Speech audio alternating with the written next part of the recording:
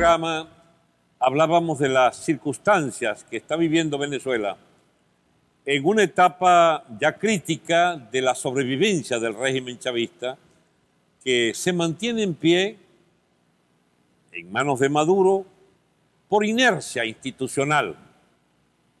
Los gobiernos no caen de un día para otro, sino tras un proceso de agotamiento de sus instituciones, de su capacidad de reprimir a quienes le adversen, pero sobre todo mientras tenga una especie de consenso social que sostenga las instituciones gubernamentales, en particular la economía.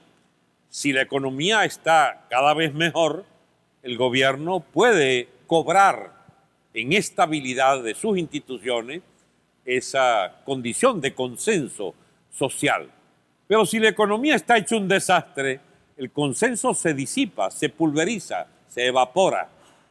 Maduro está montado sobre un consenso social cada vez más precario. ¿Pero qué es lo que lo sostiene entonces? La inercia de las instituciones. Por ejemplo, las Fuerzas Armadas venezolanas fueron transformadas significativamente y lideradas por una corte de sigüises de Chávez en todos esos años.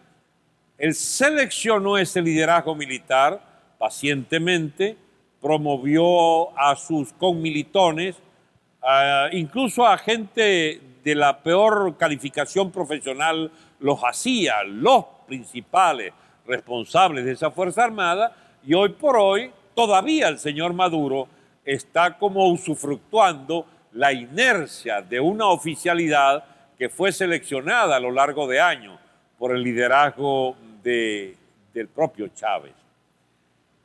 Pero sería inconcebible que esa sola fuera la solidez de ellos en solo ellos descansara la relativa solidez, comillas, porque solidez es un término muy relativo para hablar de Maduro. En realidad es inercia solo, inercia pura. Bueno, sería impropio decir que es solo un consenso social de mayorías o la fuerza institucional de las Fuerzas Armadas la que le da permanencia, si no existiera el factor político de una oposición que le capituló al gobierno de Maduro, que después de con justicia haberle ganado las elecciones y haberlo declarado ilegítimo, haberlo declarado espurio, haberlo declarado, digamos, fraudulento como presidente y a un ejecutivo digno de ser echado a la calle, esa misma dirección, hasta con la misma figurita, en los meses siguientes, a lo largo de estos 9 meses, nos ha dicho ahora que hay que reunirse, que hay que dialogar, que hay que reconciliarse. Y han entrado a Miraflores por la puerta trasera, por donde sacan la comida de los cochinos. Han entrado allí a pactar con Maduro que hay que, me imagino, salvarle el régimen, salvar las instituciones. Cuidado con una salida militar, dice el señor Capriles. Estamos en contra absolutamente de las consecuencias desastrosas para Venezuela que significara una caída abrupta del gobierno. Eso es lo que quiere decir en el fondo es, suscribo que Maduro siga. Ya no lo llamo ilegítimo, no lo llamo espurio. Eso se me olvidó. Ahora soy el partidario de entenderse con él porque juntos deberemos resolver la cuestión de la inseguridad. Capriles, o mientes o eres el rey de los tontos.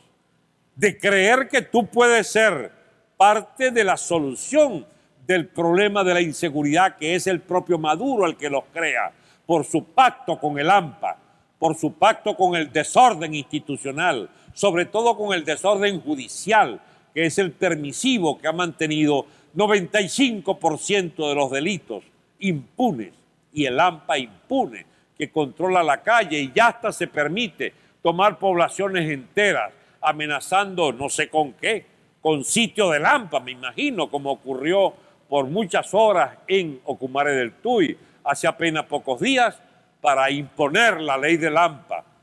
No sabemos para dónde va un país donde Lampa se enseñoreó de las calles, de las noches, de las urbanizaciones, de los barrios hace rato. ¿Dónde va el país con este sistema de seguridad del señor Maduro? Y ahora con la oposición queriendo ser parte, hagamos un pacto en defensa de la seguridad. No, la solución del problema de la delincuencia masiva en Venezuela solo puede ser abordado por un nuevo régimen que salga de esta peste gobernante, que salga de esta piltrafa de cómplices de Lampa que por años y años nos han mantenido inermes frente a ella, indefensos frente a ella. Ese Estado no sería explicable, ese régimen chavista no puede explicarse para su estabilidad si no es con el apoyo, la neutralidad o la estupidez política de la oposición venezolana. Recordemos que esto viene de una enorme voluntad política de esa oposición, no de salir del régimen, sino de ser su socia como cuentadantes de ciudades y de regiones del país, de Estado, donde ejercen funciones gubernamentales de segundo orden, de segundo nivel, pero siempre recibiendo la plata del poder central. La descentralización fue liquidada en Venezuela. Los gobernadores que para mantener el gobierno central chavista deja el sistema electoral chavista, digamos, gobernar allí donde es imposible hacer un fraude masivo, dejan entonces ganar a algunas gobernaciones y alcaldías para mantener permanentemente entonces el Estado central chavista. Y esos estafadores, esos cuentadantes del gobierno, ahora tienen el auxilio de nuestros cuentadantes que dicen vamos a ayudar, entiende, al régimen en su lucha contra el Lampa. ¿Cómo vas a ayudar al gobierno que está cayendo? Empújalo, chico. Aprende una lección del ABC de la política, un régimen de narcoestado, un régimen cómplice de todas las tropelías que se han hecho en Venezuela. El peor gobierno de la historia solo merece que se le empuje hacia el abismo, donde ya cae por iniciativa propia, en ese abismo de descreimiento de la población que lo quiere ver desaparecer. No lo salven, ayuden a sacarlo.